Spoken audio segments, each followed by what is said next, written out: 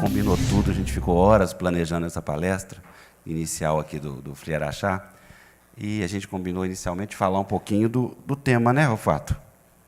Então, antes da gente entrar numa questão que o Rufato tem falado muito bem, que é o desenraizamento, essas coisas das pessoas migrarem de um lado para o outro, e está formando uma nova forma de ver o mundo, uma nova cultura, né? Mas vamos falar um pouquinho do tema antes. Por que leitura para um mundo melhor? Essa é uma ótima pergunta. Bom, eu acho que, primeiro, antes de mais nada, eu queria agradecer de verdade estar aqui hoje novamente, que já é a segunda vez que eu venho aqui, né? E realmente para mim é um prazer enorme. O Afonso sabe disso, ele fala para o que ele mandar eu fazer, eu faço, né? Você vai ficar aqui agora, Humberto? Humberto vai ficar aqui. Vamos. Palmas para o Humberto Werneck. Alberto dividiu a curadoria já pela terceira vez. Aliás, ele já é curador sintomático, em todos vai participar, né, Humberto? Curador incurável. Continua, desculpe. Não, então, o primeiro é isso. Eu queria agradecer realmente estar aqui. O que o Humberto, estar ao lado do Humberto aqui para mim é uma honra. Nós somos vizinhos, né? Mas dificilmente a gente se vê em São Paulo, né? Mas realmente para mim é uma honra imensa mesmo estar aqui, porque eu sou um leitor do Humberto, eu sou um grande admirador dele. E o Afonso, né, já nós somos parceiros há muitos anos já, e onde que o Afonso pede para eu ir, eu vou, eu nem discuto. E quando ele me convidou para fazer essa abertura junto com ele aqui, eu fiquei muito feliz, porque eu acho que, primeiro, porque por causa do tema, quer dizer, eu acho que essa questão que nós, inclusive, estivemos em Belo Horizonte um pouco conversando sobre isso, o que seria de interessante falar sobre esse tema. Então, na verdade, o que eu queria apresentar para vocês inicialmente é uma série de questões que, muito mais do que respondê-las, eu não sei, mas são perguntas mesmo que eu me faço. E a primeira pergunta que eu me faço é uma pergunta que eu venho me fazendo há muitos e muitos anos, que país eu gostaria de deixar de herança para minha filha. E eu venho fazendo essa pergunta há muitos anos, e eu sei que país eu gostaria de deixar para ela. Eu não sei se eu vou conseguir, se eu vou ter competência para deixá-la com um mundo melhor do que entregar para ela um mundo melhor do que eu recebi. E eu digo isso porque, assim, eu fiz um dever de casa antes de vir para cá, e eu sabia desses números, mas quando você se depara com esses números assim ao vivo, né, você fica mais estarrecido. Então, alguns números, por exemplo, como o número de livros lidos por habitante no Brasil é de 4 livros por ano. E 4 livros por ano, além de ser um número absolutamente ridículo, eu conheço pessoas que desequilibram completamente essa estatística. Gente que lê 100 livros por ano, por exemplo. Então, imagina quantas pessoas essa pessoa que lê 100 livros por ano representa, né? Números, por exemplo, como de educação, nós temos, dependendo, o PISA, por exemplo, mostra que nós temos os piores níveis de educação do mundo, em que os estudantes, 50% dos estudantes que participam do PISA, vocês sabem, o PISA é o Programa Internacional de Avaliação, como é que é? Programa Internacional, tem não sei o que de avaliação, é uma avaliação internacional que se faz sobre nível de educação, e o Brasil mostra o seguinte: 50% dos estudantes que se submetem a esse programa não têm capacidade de compreender o que estão lendo.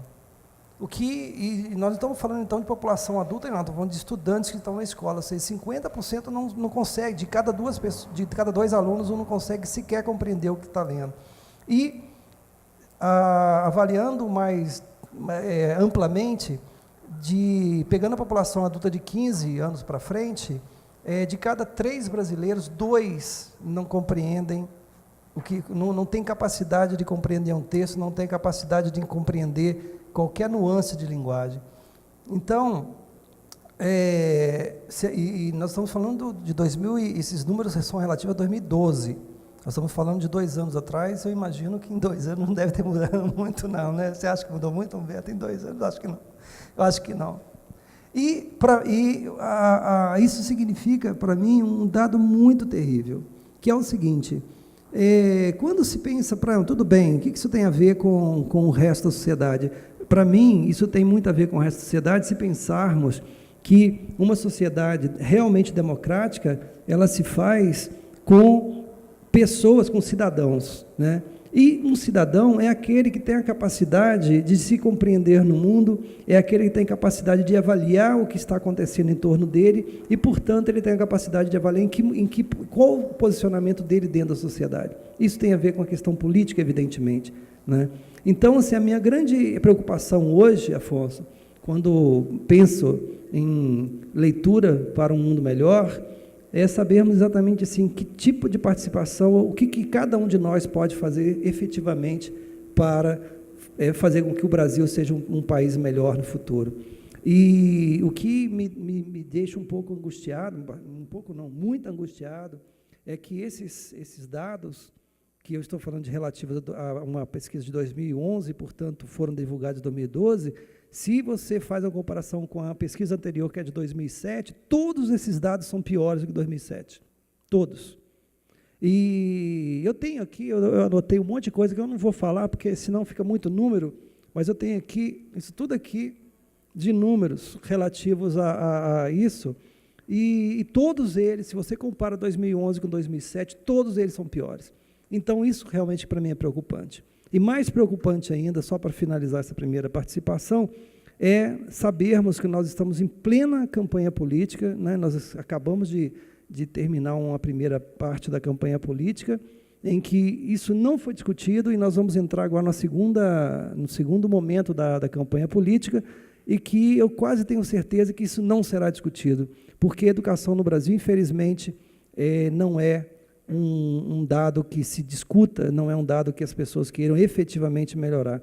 Então, assim, isso para mim é angustiante, porque às vezes eu penso, e eu não sou uma pessoa pessimista de forma alguma, mas às vezes eu penso que, infelizmente, eu não vou entregar para minha filha um país melhor do que meus pais entregaram para mim. Em algumas coisas, sim, sem dúvida alguma, avançamos, e isso é indiscutível, e outras coisas, não, definitivamente não.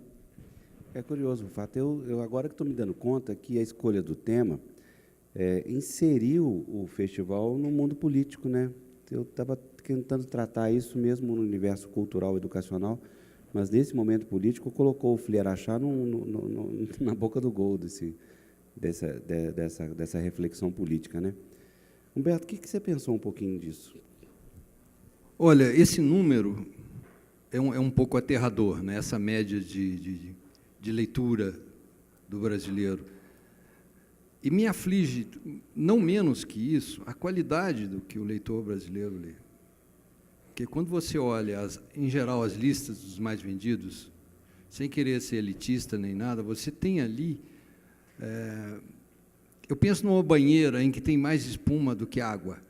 Existe algum levantamento, Rufato, sobre aquilo que o brasileiro lê?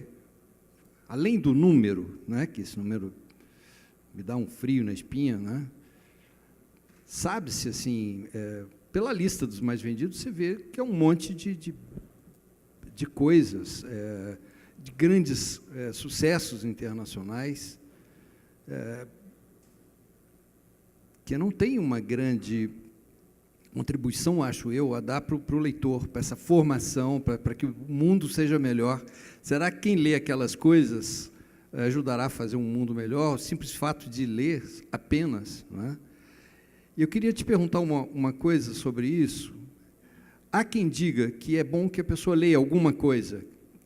Você lê hoje uma porcaria, amanhã você vai ler uma coisa menos porcaria. Você acredita nisso?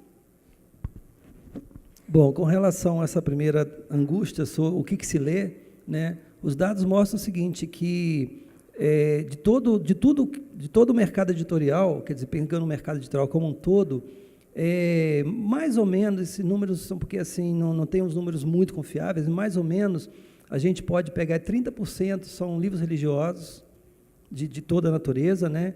30% são best-sellers, mais ou menos 30% são livros didáticos ou paradidáticos, e sobraram 10% de literatura. Desses 10% de literatura, 75% são traduções de inglês, que é supremacia, é o inglês que é a língua mais traduzida, né? E aí sobra alguma coisa para a gente, né? Pensando assim, e de novo, eu não sou uma pessoa pessimista, eu sou uma pessoa extremamente otimista, e se não fosse, eu não estaria aqui falando sobre isso, claro, mas o número de primeira edição, assim, o número de exemplares de primeira edição no Brasil não muda há uns 40 anos. A primeira edição no Brasil, em 3 mil exemplares. Ou seja, nós tínhamos há 40 anos, primeira edição de 3 mil exemplares, hoje continua a primeira edição de sendo 3 mil exemplares, e Humberto sabe muito bem disso, a grande maioria dos escritores não consegue vencer essa primeira edição. Quer dizer, não vende essa primeira edição. Com relação a essa quer dizer, se você começar a ler uma coisa ruim, vai passar uma coisa boa, há uma dúvida a respeito disso, né? Eu penso, aí vou ser muito otimista, eu penso o seguinte, que é como, por exemplo, você experimentar uma comida, né? Se você tem acesso, claro, tudo vai depender do acesso que se tem. Outro dado que eu tenho aqui, porque eu estou cheio de dados aqui, estou parecendo um político, né, para discutir as coisas. O dado que tem, por exemplo, aqui, é que a grande maioria dos leitores não vão a bibliotecas para ler os livros, que é uma inversão, né? Na Europa é exatamente o contrário, a maior parte das pessoas procura as bibliotecas para ler livro. Aqui no Brasil, 80% das pessoas procuram a biblioteca para fazer pesquisa. Trabalho escolar, em Trabalho escolar, basicamente. Eu já estive, por exemplo, em vários... Eu ando esse Brasil inteiro, de cabo a rabo. Eu já estive, por exemplo, em bibliotecas em que eu sempre chego numa escola e falo, eu queria visitar a biblioteca. Já, assim, muitas vezes, a pessoa fala assim, a dona Maria que tem a chave da biblioteca não está aqui. Como assim a chave da biblioteca? A biblioteca fica trancada. Ou, então, fala, claro, eu vou te mostrar a biblioteca. Aí vai uma pessoa com você, abre a porta, entra e está lá todos os livros arrumadíssimos. Aí você fala, mas ninguém manipula esses livros? Não, porque senão as crianças estragam os livros, então a gente fecha aqui. Então, assim, nós não temos a ideia do que significa uma biblioteca, em primeiro lugar. E, em segundo lugar, as bibliotecas públicas são um funcionalismo público. Então, elas funcionam o quê? Nos horários de funcionário público. Não tenho nada contra o funcionário público, mas tenho contra a biblioteca ter horário de funcionalismo público. Então, ela tem um horário que 5 horas fecha, ou seja, a pessoa que estuda de dia ou trabalha de dia não tem acesso à biblioteca à noite, porque está fechada, e fim de semana também não abre. Porque, imagina, vai abrir uma biblioteca fim de semana. Então, esses conceitos que nós temos de biblioteca, de acesso ao livro, etc. e tal, tudo isso ainda é uma grande questão, nós estamos muito atrasados em relação a isso. Mas, voltando um pouco a essa questão, se a pessoa começa lendo um livro ruim, vai passar por um livro bom, há uma controvérsia. Eu não sei, eu acho o seguinte, que dificilmente uma pessoa que toma gosto, por exemplo, numa literatura, digamos assim, mais superficial, uma literatura mais acomodada, uma literatura de autoajuda, né? Dificilmente essa pessoa vai passar por um outro tipo de literatura que, digamos assim, vamos chamar uma literatura mais... Que chama mais a atenção da pessoa para uma mudança realmente, uma transformação, porque muitas vezes ela não quer mesmo isso, porque é difícil realmente. A maior parte das pessoas se sentem, procura literatura para se entreter, e é ótimo, a literatura também é entretenimento, mas ela pode ser um canal fantástico de transformação. Eu sempre pensei, ultimamente eu tenho conversado sobre isso, é engraçado, porque a literatura, de todas as artes, ela é, sem dúvida alguma, mais elitista. Por quê? Pensem comigo. Por exemplo, uma pessoa pode ser músico, sem nunca ter passado por uma escola, uma educação formal, né? Ele está lá, ele aprende de ouvido, ele escreve as letras de ouvido, que nós temos grandes compositores populares que escreveram poemas maravilhosos. Autodidatas. Né? Para também ser pintor, ou artista plástico, ou escultor, também você não precisa ter educação formal. Você aprende a manipular as tintas, aprende a manipular o cinzel, né? Você consegue ser... Você não precisa ser nem cineasta, você precisa passar para a educação formal, você aprende as questões técnicas, né? O roteiro, mais ou menos, você consegue fazer também sem ter muitos uma formação muito forte na literatura. Mesmo teatro, mesmo sendo um dramaturgo, você consegue. Agora, na literatura, não. Na literatura, ela exige que o leitor tenha uma educação formal de qualidade e exige mais ainda que o escritor tenha uma formação de qualidade. Mas, ao mesmo tempo, a literatura, para mim, de todas as artes, também é a mais transformadora. E por quê? Porque em todas as outras artes é possível você compartilhar, enquanto, no momento em que você está usufruindo, é possível você compartilhar. A literatura não. A literatura é um embate de você consigo próprio. É um embate solitário. Você está lendo um livro, quer dizer, você não está lendo o livro que o escritor escreveu, mas você está lendo o livro da experiência da sua vida. É uma troca de experiências absolutamente pessoal e intransferível. A experiência da leitura não dá para transferir, dá para conversar sobre ela, mas transferir não dá. Então, embora ela seja das artes a mais elitista, ela é a mais transformadora. E por isso, é muito feliz o tema da leitura para um mundo melhor, porque se a leitura transforma um leitor, e a sociedade é feita de potenciais leitores, portanto, ela pode transformar a sociedade. Né? Você acha que é muito utópico e romântico? Não, não acho não, mas vendo você falar e lendo o que você escreve, deu vontade agora de saber da sua experiência de leitor. A minha experiência de leitor, ela é uma experiência... Eu vou contar a história para vocês, se vocês comprometerem comigo, que vocês não vão rir. Impossível. Eu já vi a história. Faça comigo, não. Você já começou a rir, imagina nós. Você começou a rir. Agora, só farei um parêntese entre a sua resposta. O patrono foi escolhido, que é o Vander Piroli, né, um maravilhoso contista, e ele um dia me falou uma frase maravilhosa, falando sobre o seu pessimismo, que ele disse que não era um pessimista, ele era um otimista em pânico. É bom isso, né? Otimista em pânico. Ou tem outros que dizem que o pessimista é o otimista com a informação, né? Bem informado, né? Olha aqui, só nessa linha do Afonso aí, né? Quando eu era redator-chefe da revista Playboy, naturalmente alguns de vocês conhecem essa revista famosa pelos seus artigos e entrevistas aprofundadas, né? Uma vez eu disse, num momento de desalento, eu disse uma coisa que se aplicava àquele público, não digo de leitores, seriam mais vedores do que leitores, né? Mas mesmo em relação aos textos, eu dizia, o leitor não o é. E essa coisa pegou um pouco dentro da Editora Abril. Eu fico espantado quando vejo alguém lendo alguma coisa. Mesmo que seja imprensa, não é? Quando eu vejo um sujeito comprar um livro, comprar um jornal, comprar uma revista, eu tenho vontade de ajoelhar aos pés dessa pessoa. Mas, vamos lá, Rufato. Isso Humberto, quando, por exemplo, eu vejo que alguém comprou um livro meu, juro para você que eu não acredito, eu falo, não, deve ser o Afonso que deu uma grana para o cara comprar lá, para eu ficar feliz, porque é uma coisa tão rara, realmente, por exemplo, quando você viaja, você vê as pessoas lendo no metrô, na Europa, lendo livros, tudo, e, infelizmente, aqui a gente não consegue ver as pessoas lendo em lugar nenhum. Eu já vi no metrô um cara lendo uma coisa minha. Eu estava sentado do lado e o cara abriu ali a mochila e começou a ler. Eu fui tomado de um pânico. Eu imagino. Sabe, com medo do cara fechar aquele negócio e enfiar dentro da mochila. Não, né? vocês riem porque eu ficava conferindo assim o cara de lado. O Humberto viu o lado catastrófico. Até um pouco comprometedor. Feliz, o cara eu ficava olhando para o cara, meio, vamos ver se ele vai rir, né? Se ele vai ficar triste, se ele... E leu até o fim. E o que eu acho, olha, outra vontade de ajoelhar aos pés. Né? Exato, mas é que a gente é engraçado, não é, assim, ser escritor no Brasil é um ato de heroísmo mesmo, sabe? Porque assim, imagina, as pessoas acham glamuroso, não tem nada de glamour, dói tudo, não é? A gente tem que trabalhar sentado, dói as costas, dói tudo, é solidão terrível, é uma solidão enquanto escreve, é uma solidão de não saber se alguém vai ler seu livro, sabe? É muito complexo isso, né?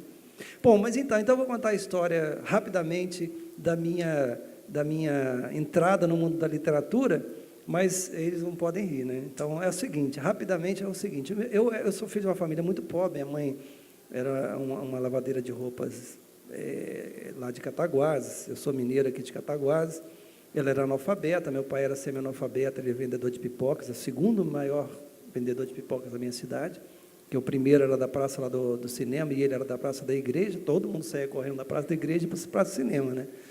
E, portanto, evidentemente, eu não tinha livros na minha casa.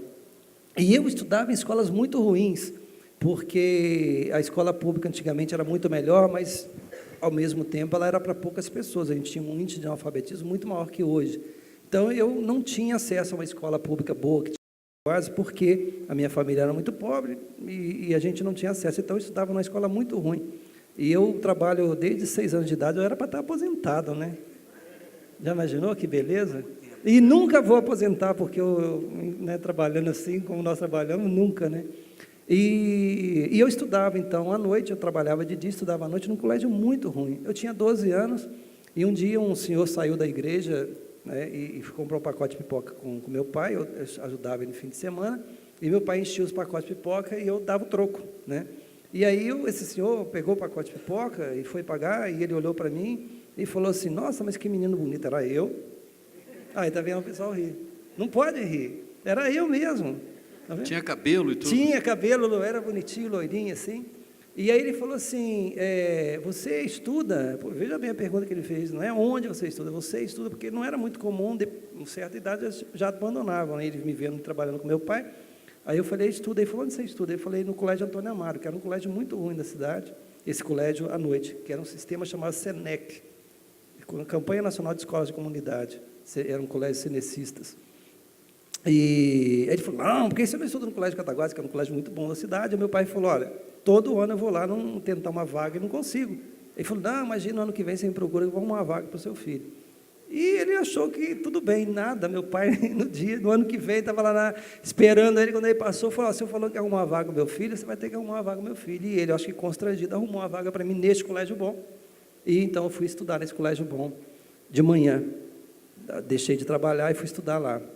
E só que quando cheguei lá, evidentemente, todos os meninos do colégio sabiam que eu era o menino pobre do colégio, porque tinha um uniforme, né, eles davam uma amostra de tecido, né, para comprar o uniforme, né, e minha mãe não tinha dinheiro para comprar aquilo. Então o que ela fez? Ela foi no comércio inteiro pesquisando qual tecido que parecia com aqueles. Então eu cheguei no uniforme, meu uniforme no primeiro dia lá era tudo parecido com o uniforme dos outros. A calça não era a mesma cor, mas era parecida, a camisa não era a mesma cor, mas era mais ou menos parecida. Eu não tinha sapato, usava quichute, que era mais ou menos parecido. Então, eu entrava, todo mundo sabia e riam de mim, e me enchiam o tempo todo. Bom, e aí, evidentemente, eu tinha 13 anos, eu fiquei absolutamente tomado de pânico, mas eu não quis falar com meu pai que eu não queria estudar lá mais, porque, afinal de contas, eu tinha tentado, né, tanto lutado para ir para lá.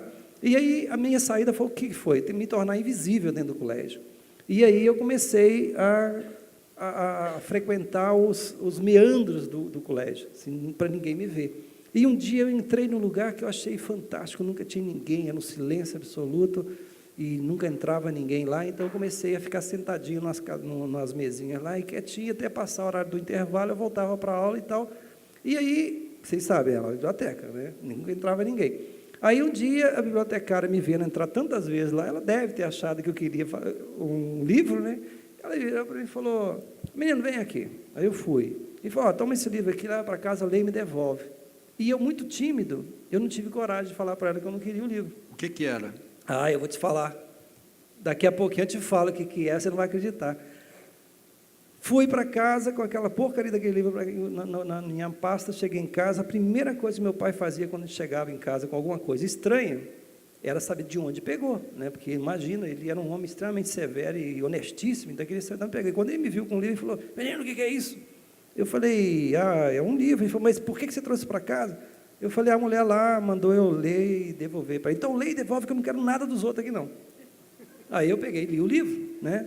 E fui lá devolver para ela, deixei o livro no balcão, virei as costas e falei, menino, vem cá, você leu esse livro? Eu falei, li. Ela deu um sorriso. Então, peraí. Pegou outro livro, me entregou e falou, leva esse. Tá vendo? Eles ri, tá vendo? Aí eu cheguei em casa com o livro, aí pus lá na mesa, aí meu pai falou, mas menino, você não entregou o livro para a mulher lá? Eu falei, não, pai, esse aqui é outro livro. E por que você não entregou para ela? Eu falei, não, é que ela mandou ler esse também e devolver para ela. Então, lê e devolve, eu não quero nada dos outros aqui, não. Aí eu devolvi. Aí cheguei lá, entreguei para ela, ela falou assim, mas você leu esse livro também? Eu falei, li. Ela deu um sorriso maior ainda. Então toma esse outro. Bom, só para economizar, aquele ano foi um inferno na minha vida. Porque eu lia o livro, devolvia, ela mandava ler outra, e uma confusão. Quando chegou mais ou menos em setembro, a gente lá no Colégio Cataguases, talvez vocês não saibam, é um projeto... De julgar o livro e dar no pé, não, uma hora. Antes dela te dar outro. E o medo. Aí é um projeto do Oscar Niemeyer, ele é muito bonito, o prédio, né? E a gente estudava no segundo andar. Chico Buarque estudou lá. Estudou lá. Ele estudou nesse colégio. 6 meses. Pois é, ele ficou assim depois que ele estudou lá. Ele não era assim. E aí um dos meninos lá na hora do intervalo, fez xixi num plásticozinho e jogou lá embaixo na hora do intervalo. E aí, evidentemente, o bedel, hoje não chama mais bedel, acho que nem tem mais bedel, né? Tem que explicar o que é bedel, dependendo do episódio. Todo mundo aqui sabe o que é bedel, é o inspetor de alunos, né? Diz que não, explica. Inspetor de alunos. O inspetor de alunos entrou na sala, na minha sala, e ele não tinha nenhuma dúvida de quem tinha julgado aqui lá embaixo. Ele falou, não é o filho do doutor fulano de tal, não é o filho do doutor fulano de tal, não é o filho do doutor fulano de tal, é você, eu. Eu falei, nem sabia do que ele estava falando. Ele me pegou, levou lá para o diretor, que falou, pois é, ficou enfeito, é uma coisa bem mineira, né? Ficou enfeito, eu fiz um esforço para te colocar aqui, você faz um negócio desse, eu nem sabia do que ele estava falando. Bom, eu peguei uma suspensão de 5 dias, não falei para o meu pai, todo dia eu ia para o colégio, não entrava, ficava na porta do colégio lá, até passar a suspensão, mas quando chegou no final do ano, eu falei com meu pai que eu não punho o pé lá mais, e meu pai ainda insistiu um pouco, a minha mãe falou, você não quer ir, não vai. Aí eu voltei para aquele colégio ruim, só que não tinha jeito, né? Aí eu já estava contaminado por isso. Então, qual foi o primeiro livro que eu li? Eu não lembrava, até que um dia, muitos e muitos anos depois, até hoje eu frequento o sebo, adoro o sebo, e um dia, ali na Praça João Mendes, eu entrei num daqueles sebos maravilhosos que tem ali, e aí eu estou olhando assim, de repente eu falei, caramba. Aí eu peguei o livro, olhei e falei, é esse livro, o primeiro livro que eu li na minha vida, eu lembrava perfeitamente, eu coloquei de volta e não quis ler, porque eu queria ficar com a memória daquele livro. Eu nem sei se esse livro é sobre isso, mas eu acho que é. É um livro, olha, lá em Cataguases, com aquele sotaque que nós temos lá em Cataguases, o livro chamava-se Bab Yar. Bab Yar é uma pequena aldeia perto de Kiev, na Ucrânia, onde houve um massacre de 200 mil judeus na Segunda Guerra Mundial. Agora, Bab Yar para nós é barbear, né? Babiar, vou babiar, né? Então era Bab Yar. O autor, Anatoly Kuznetsov. Agora imagina eu em Cataguases, com 13 anos, lendo um livro que chamava Bab Yar, de um autor chamado Anatoly Kuznetsov. Você não deveria ter nunca ter lido o segundo livro. Não, pois é, mas eu só li porque ela mandou lá, e o meu pai... E imagina, era sobre... Então, assim, aquilo para mim me causou... Você comprou o livro no sebo, certamente? Não comprei. Não comprei, eu não quis comprar. Eu falei, eu não posso comprar. E é curioso que, veja bem, esse livro é estranhíssimo, porque esse livro foi lançado originalmente, eu acho que em 1961, e ele foi publicado em Brasil em 1967. Ou seja, muito rápido ele chegou no Brasil. E assim, eu não sei por que aquela mulher resolveu me dar aquele livro. Não tenho a menor ideia, assim, por que passou na cabeça dela. Eu sei que ele me causou um mal danado, por quê? Porque Cataguases era uma cidade muito pacata antigamente, hoje não, hoje está que nem qualquer outra cidade, né? Mas era muito pacata, e esse livro era um massacre de 200 mil pessoas, já imaginou um negócio desse, né? Lá era, vocês sabem, Cataguases é tão quente que quando a gente morre lá para o inferno só estranha a comida, né? Porque o calor é mais ou menos parecido. E esse livro se passava no inverno, menos 35 graus, uma loucura. Então imagina eu, menino lá de Cataguases, louco. Humberto, e você, Humberto? Como é que foi esse primeiro livro? Não, peraí, o entrevistado é ele. Não, mas eu queria te ouvir de você um pouquinho. Como é que foi esse primeiro livro seu? Você lembra? Olha, eu não lembro se foi o primeiro ou não. Eu lia muitos livros que tinha lá em casa, né? Meu pai era um dentista e ele e minha mãe eram muito católicos, avançados, quer dizer, eles não liam muito Gustavo Corsão, eles liam mais Alceu Amoroso Lima.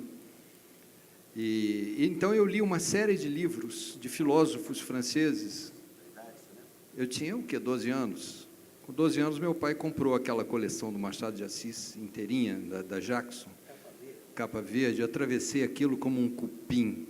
Assim, eu li tudo, inclusive crônicas, poesia e tudo isso. Claro que assimilei muito pouco, né?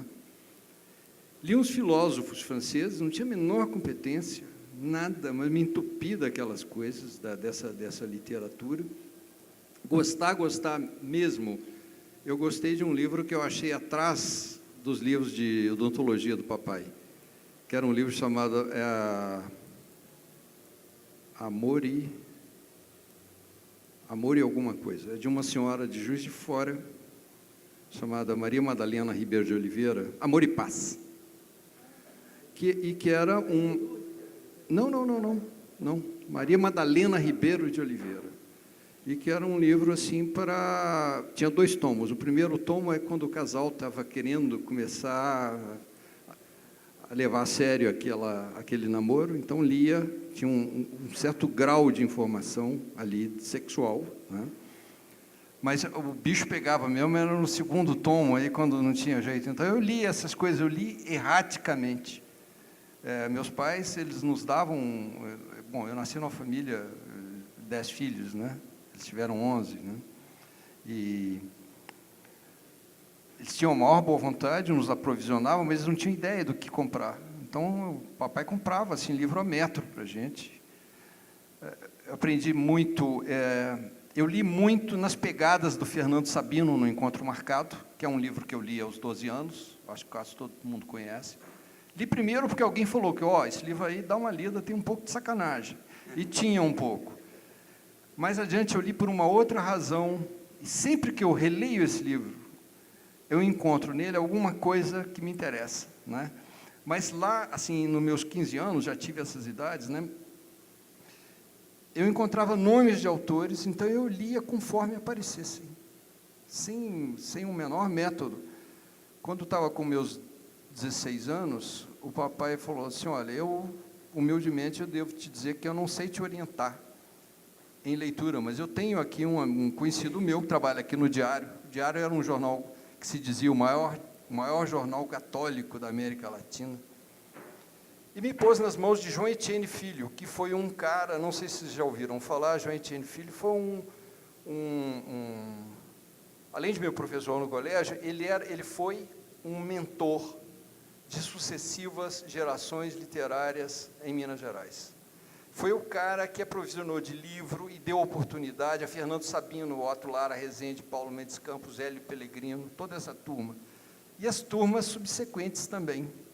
Então, eu fui à redação de O Diário, estava o Etienne, que era uma pessoa pequenininha, e ele me recebeu, e, o que você está querendo leitura para se tornar um escritor? Aí puxou um monte de papéis e fez uma lista que eu tenho até hoje. São seis tenho essa lista? Tenho. São 6 laudas, assim, com uma letra bonita, né? E ele me apresentou leituras importantíssimas, gente que eu nunca tinha ouvido falar, mas eu devo admitir que das 6 laudas eu li 5 apenas, motivo pelo qual eu não me tornei um grande escritor. O Rufato, essa é para os dois. Eu queria que você falasse dessa questão é uma curiosidade da gente, das pessoas, esse momento de solidão.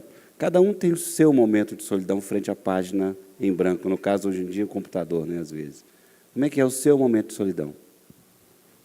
Assim, eu venho um pouco do jornalismo, assim, eu tive uma experiência com jornalismo muito estranha, porque, ao contrário do Humberto, que é, para mim, um dos melhores textos jornalísticos do Brasil, se vocês procurarem, não vão encontrar uma matéria que eu escrevi, assinada, nenhuma.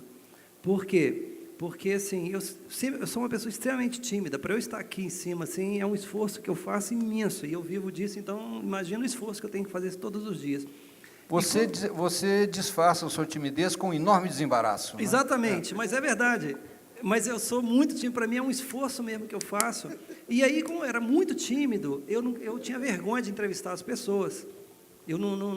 Nossa, para mim, se você quer me matar, é pedir para entrevistar alguém. Eu conversando, ok, mas se é para entrevistar, muda completamente. Minha mãe achava que era uma falta de educação. Exatamente, mas eu sinto isso. A pessoa está quieta lá, você chega perguntando. Exatamente isso.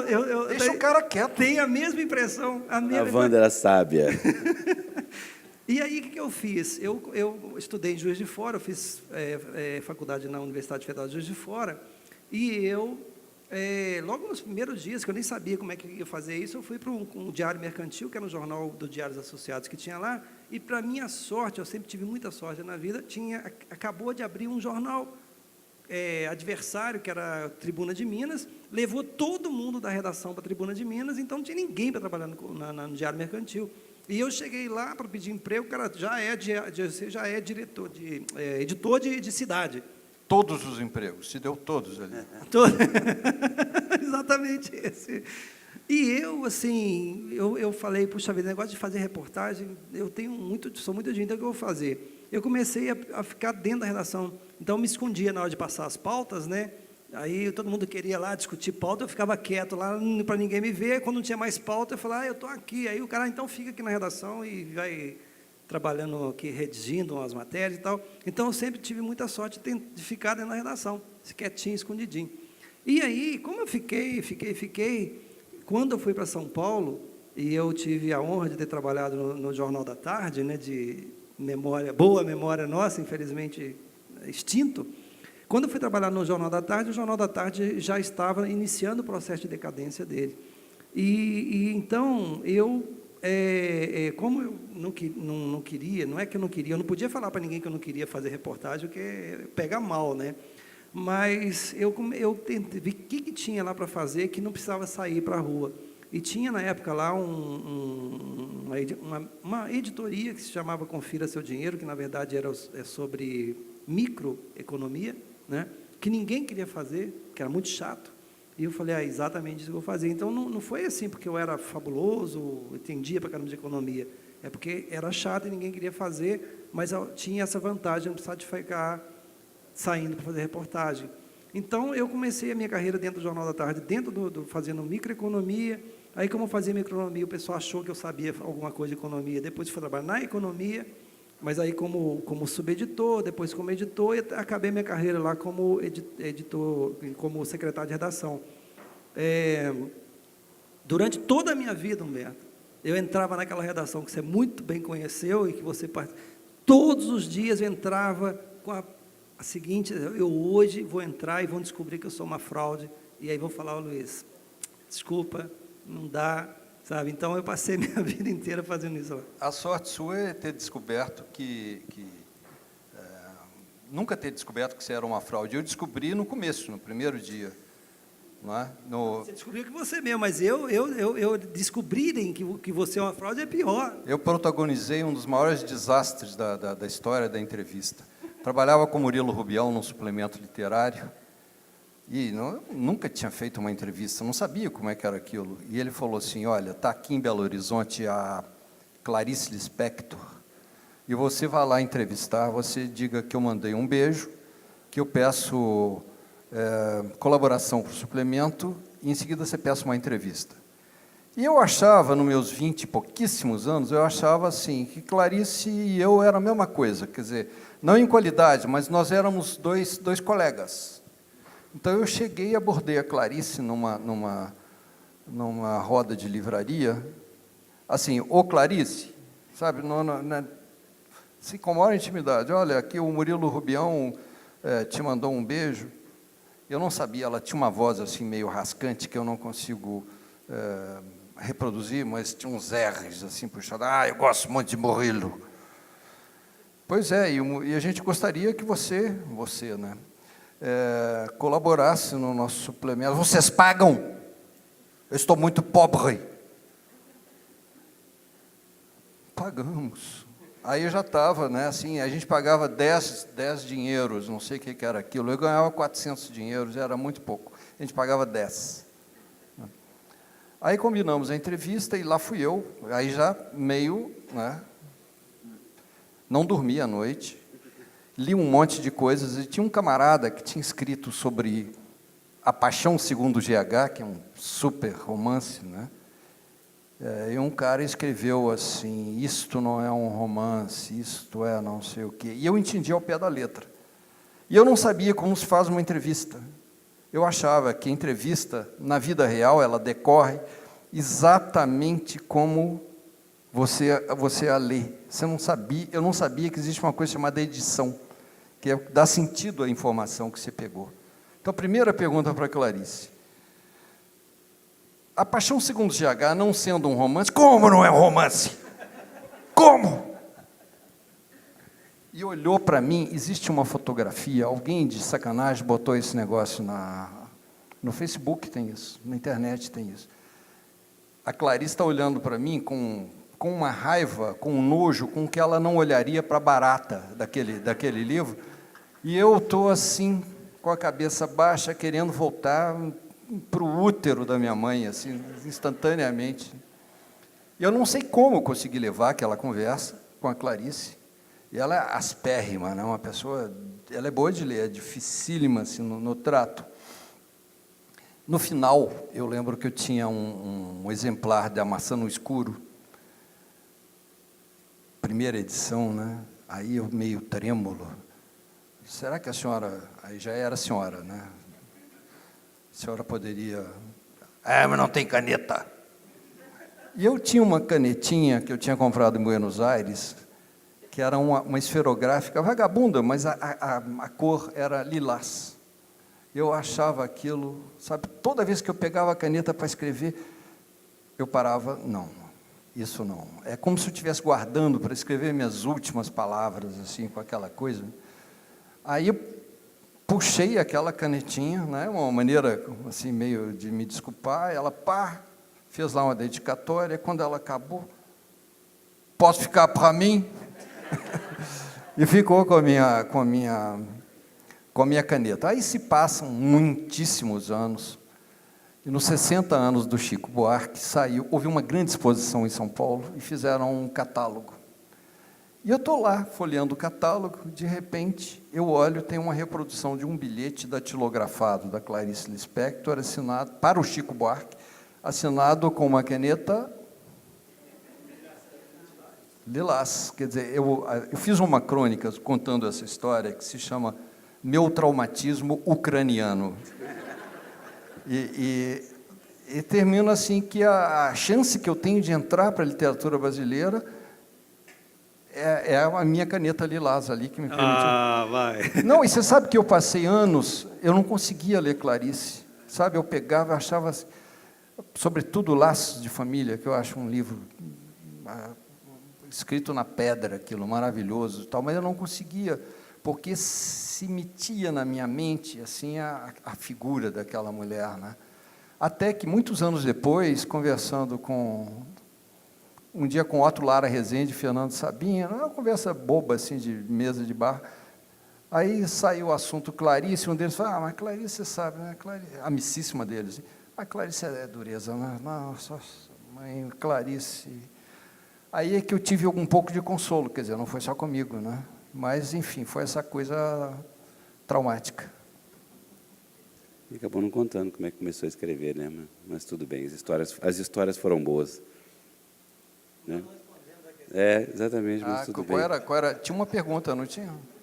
Tinha. Qual era? A arte de não responder as perguntas. Não, é sobre a questão do momento da escritura. Você na frente da folha, como é que sai? Eu acho que escrever é uma coisa muito sofrida. É muito difícil. Lembrei da piadinha que você fez ali do Luiz Vilela. Como é que...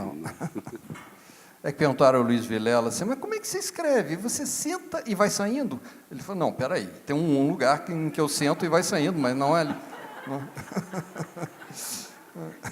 No caso de outros escritores, isso é literalmente uma verdade. Isso é para você, né, Dirceu? Mas, assim, eu penso o seguinte, se alguém tem que sofrer, que não seja o leitor, não é? E a escrita, eu não valorizo nem um pouco, nem supervalorizo o que eu faço, mas eu sei o trabalho que me custa. Eu sei quantas vezes eu refaço a minha crônica semanal, que é porque o leitor vai ler, se ler, né, ali rapidamente no Estadão, aos domingos. Tem ali por trás um trabalho grande, um trabalho de sofrimento. Passa a ser prazer num certo momento, quando você está na reta final, que você achou a coisa, que você está de posse de você, que você pode chegar àquele ponto em que você esticou a sua cordinha ao máximo, né? Você sente que para o que você é, nas condições dadas, você chegou ali naquele ponto, né? Talvez no dia seguinte você fosse mexer. Essa coisa de escrever, para mim, quem definiu bem foi a grande escritora americana Dorothy Parker. Ela falou assim, escrever é uma merda, bom é ter escrito. Gente, olha, eu abandono vocês, a favor de todos aí. Gente, então, vamos aproveitar e dar uma encerradinha. Muito obrigado, Humberto. Pedir para você, só para você fazer o encerramento. Muito obrigado. Não, eu queria ficar o dia inteiro ouvindo aqui, Humberto, eu queria ficar o dia inteiro aqui te ouvindo. Tem história para isso. Não, então, olha, eu realmente, assim, como eu disse, para mim é realmente um grande prazer estar aqui hoje. Enfim, tem um monte de coisas para a gente discutir a respeito de importância do livro de leitura, mas nós vamos ter a oportunidade de fazer isso ao longo da semana, até domingo, né? E eu convido vocês a estarem aqui com todos, tem vários escritores assim que teriam muitas coisas para acrescentar, né? E assim, eu queria de novo parabenizar o Afonso, porque realmente assim, vocês não têm ideia do que é fazer um festival literário num país em que ninguém lê, num país em que a literatura não tem a menor importância, eu digo isso, infelizmente não tem a menor importância, e acreditar que nós temos leitura para um mundo melhor, olha, tem que ter realmente uma estrela e uma vontade, uma enorme vontade, realmente de dar uma contribuição para a modificação do mundo.